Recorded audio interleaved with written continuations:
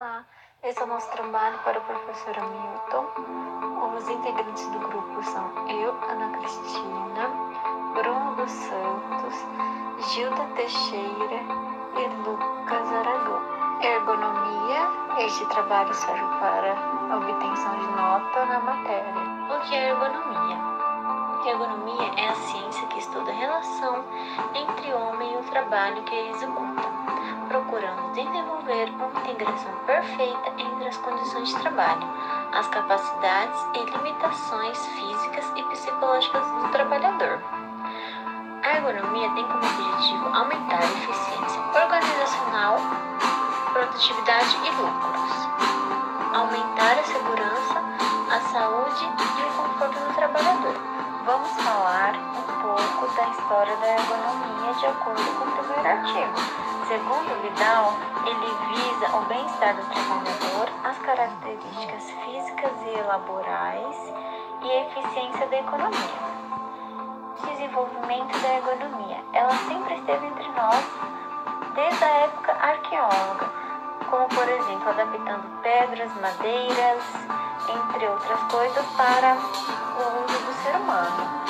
Ela foi aplicada na época de 80, com mais ênfase na parte psicológica e fisiológica do trabalhador, visando o bem-estar de todos. Eu vou estar falando sobre as normas. A NR17, essa norma regulamentadora visa estabelecer parâmetros que permitam a adaptação das condições de trabalho, as características fisiológicas dos trabalhadores, de modo a proporcionar um máximo de conforto, segurança e também desempenho eficiente.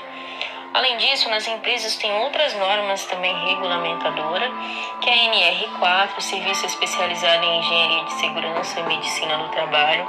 Temos também a NR5, Comissão Interna de Acidente, a CIPA, conhecida por muitos, que grandes empresas têm, depende do quadro de funcionário.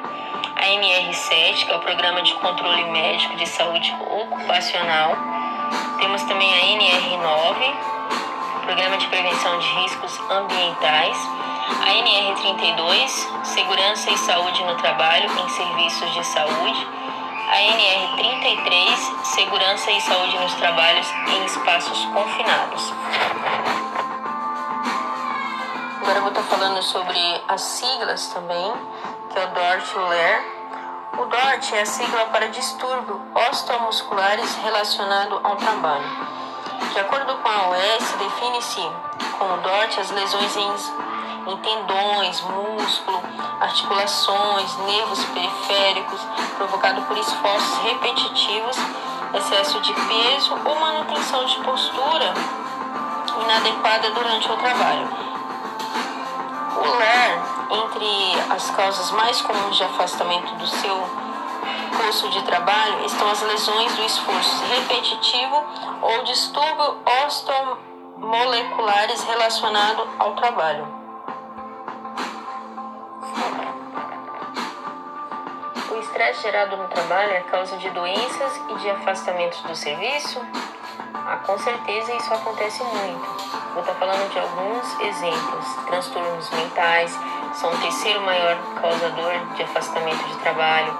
Pressão constante para atender às demandas, forma de comunicação instantânea que aumenta a velocidade do trabalho e altos níveis de competição. Vida pessoal cada vez mais mesclada ao profissional, dores de cabeça constante, mudança de humor, ansiedade, apatia, desesperança, solidão, entre outras situações que podem ocasionar tudo isso. A ergonomia apresenta duas dimensões, uma científica e outra prática. A dimensão científica, segundo Vidal, fundamenta as aplicações práticas, porque possibilita que essas aplicações sejam analisadas à luz das conclusões enunciadas pelos pesquisadores do tema. A esse respeito, apontam que existe efetivamente uma relação entre os conhecimentos científicos utilizados pela ergonomia, que busca esses conhecimentos em áreas como as da fisiologia e da psicologia, entre outras, trazendo para espaços de aplicação prática em que eles se fazem necessários, considerando um duplo critério, o da saúde dos trabalhadores e o da eficácia econômica. Dessa forma, a aplicação prática torna viável a dimensão científica da ergonomia, porque a implementação das conclusões apresentadas possibilita novas investigações teóricas. Isso é um fato que contribui para uma constante evolução da ciência ergonômica no sentido de propiciar ao indivíduo melhores condições de trabalho e, consequentemente, de vida. A avaliação da ergonomia acontece, portanto, a partir de dois pontos bastante específicos, como a avaliação sobre critérios científicos acerca de suas modelagens e formulações de problemas de trabalho, e a avaliação sobre critérios econômicos e sociais, do valor de suas propostas de soluções. Quanto ao aspecto da avaliação, se discutem os vários aspectos apresentados pela ergonomia, entre os quais apontam a postura corporal e os movimentos físicos, os fatores ambientais que influenciam a produtividade no trabalho, as diferentes informações recebidas pelos órgãos dos sentidos, principalmente a visão e a audição, assim como a relação existente entre os cargos e tarefas. Foram feitas uma análise e uma investigação corporativa nos postos de trabalho de auxiliar de lavagem em 3 lavanderias têxteis de jeans de pequeno, médio e grande porte. Esse setor dispõe de máquinas de lavagem industrial com diferentes capacidades medidas em quilos de roupas a serem lavadas. Esse processo é feito em 4 passos, que são receber o carrinho de transporte com as peças jeans, retirá-las e inseri-las dentro da máquina, retirar as peças recém-lavadas e colocá-las no carrinho de transporte e levar o carrinho de transporte para o setor seguinte. Nessa figura, podemos observar problemas interfaciais nas máquinas de lavar. Identificou-se nas 3 lavanderias que os trabalhadores constantemente rotacionam o tronco e estendem e flexionam os membros superiores nas atividades de colocar e retirar as peças. Tais movimentos são repetitivos e, ao final do dia, as queixas de dores e fadiga na coluna, nos braços e nos ombros são constantes. Durante as conversas informais com os funcionários, essas foram as maiores queixas e deve ser considerada como um fator relevante. Os funcionários observados nas 3 empresas são do sexo masculino, com idades entre 20 e 45 anos.